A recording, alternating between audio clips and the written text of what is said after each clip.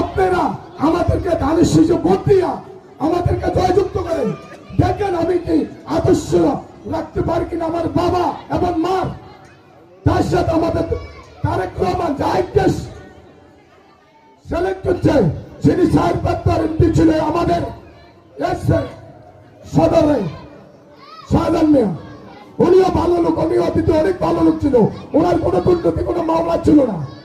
আমরা ওনাকে ভাইয়া সুবেক কুমার আরো সুবিধা পাবেন আজকে দেয় সলমন ওয়ারিস লোকসানের কি ভাগ্য, যিনি শাহজাহান মিয়া চলছে আক্তার মিয়ার হাট বাংলা বাজার, ওনার ওখানে জনসভা, কিন্তু আমরা রাস্তার সে খেলাই ওনাকে আবার এই সমাধান কি আপনাদের সবার সাথে মুখোমুখি করাইছি কেন? উনি দেখছেন আমাদের সাথে শাহজাহানের সাথে প্রতিযোগিতা হচ্ছে, ওনাকে জীবনে দেখবেন না।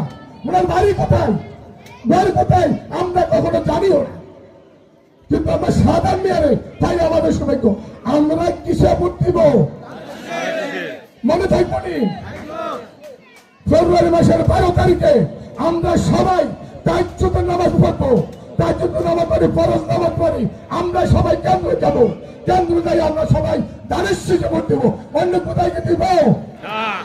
এখানে উপস্থিত যারা আছে মা ও বোনেরা এবং আমার ভাইও আর যারা আছেন মুরব্বীরা, আমি আরেকটা কথা বলবো, এখানে বেশি লোক আমাদের হাতিয়ার লোক, নদী ভাঙ্গা লোক, যারা নদী ভাঙ্গা আছেন আমি সবার কাছে রিকোয়েস্ট করবো, অনুরোধ করবো, আপনাদের আত্মীয় আছে হাতিয়াতে, দক্ষিণাতে আপনাদের হাতিয়াতে আত্মীয় আছে, যিনি ওখানে ধানের শীষ নিয়েছে, উনি চিটাগাং বিভাগের নেতা, সর্বোচ্চ নেতা, ওনাকে বলে দিবেন ওনাকে ভোট দেওয়ার জন্য।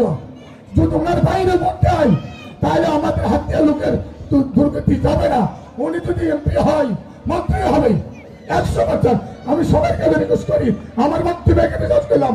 সবাই ভালো থাকেন, আল্লাহ আপনাদেরকে সবাইকে সুস্থ রাখেন, ভালো থাকেন। আসসালামু আলাইকুম ওয়া রাহমাতুল্লাহি ওয়া বারাকাতুহু।